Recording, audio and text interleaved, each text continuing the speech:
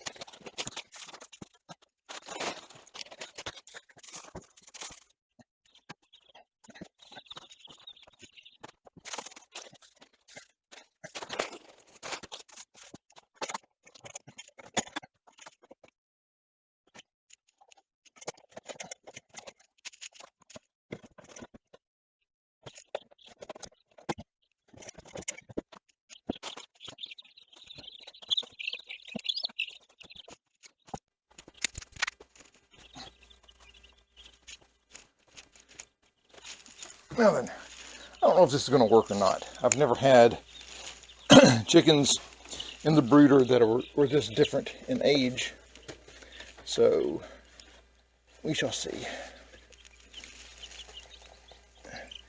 But I will be keeping an eye on them for the next couple hours, just to make sure everybody's getting along okay.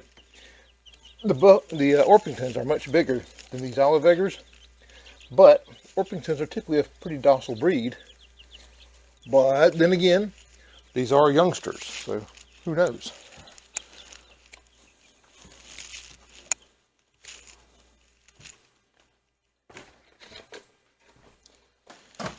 All right, now let me give you a breakdown of what I've done here. The core of this brooder pen is going to be this plastic wire cage. It's plastic wire. There's no real metal in it. It is just wire. We got this from a dog breeder years ago that we got a little dog from, and this is what he used in his breeding operation because there was no metal in it. The only metal are these little rings that hold the panels together, and you can obviously expand it or shrink it as needed.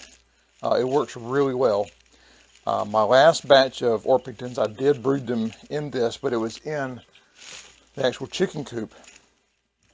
So I didn't have to worry about quite so much of what was going on around it.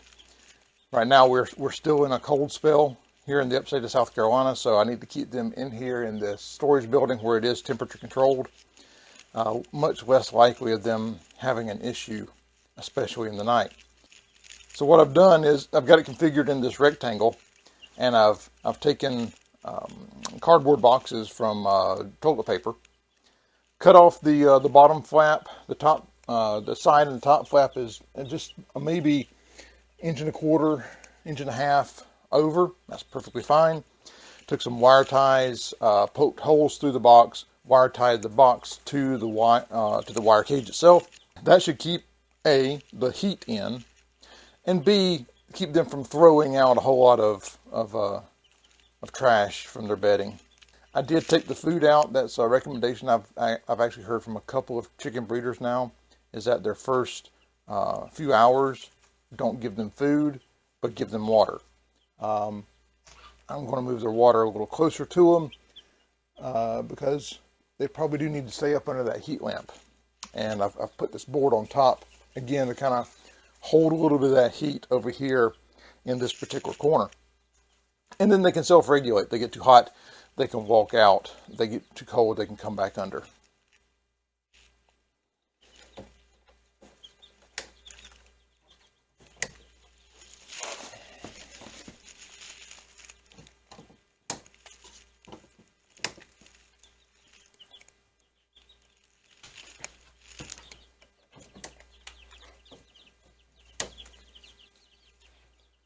Okay, that's our first showdown right there, our first face-to-face.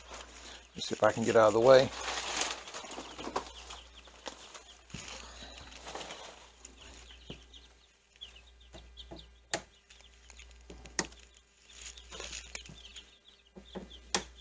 Put this one in backwards. Okay, they're checking each other out. Some of the eggers are getting a little bit of water.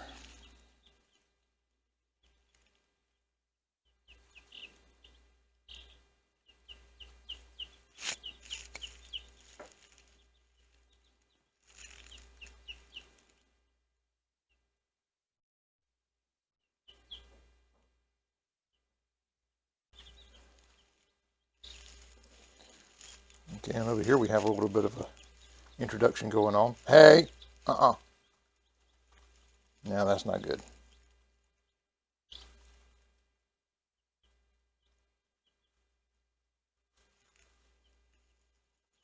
This little experiment may not work out so well.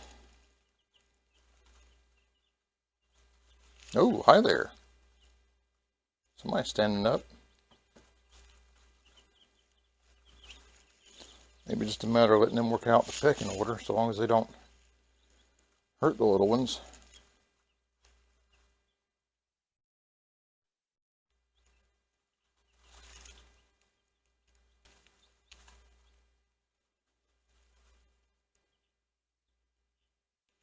That little egger right there will not be denied.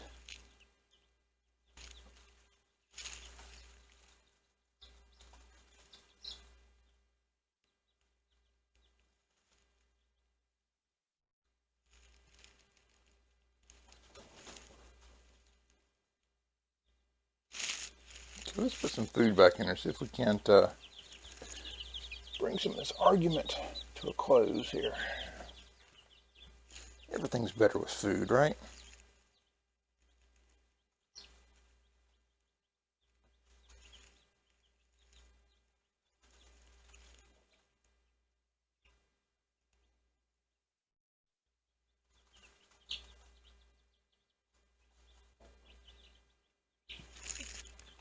Let's move this out more than open up both sides of it, so there's more room to get all the food holes.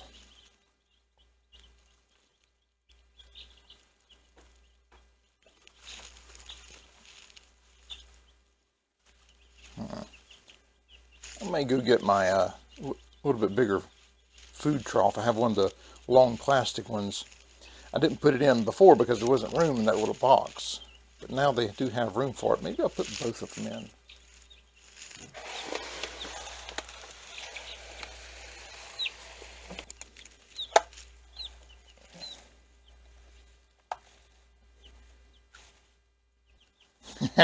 One of them's got a piece of bark or something that's unusual.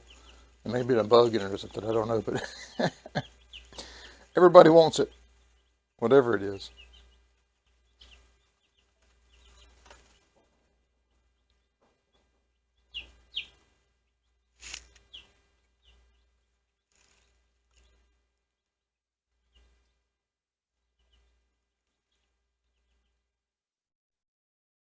If you like this chicken-related content, I'll put a link for more right here. More farm-related content right here. And as always, thanks for joining me on the farm.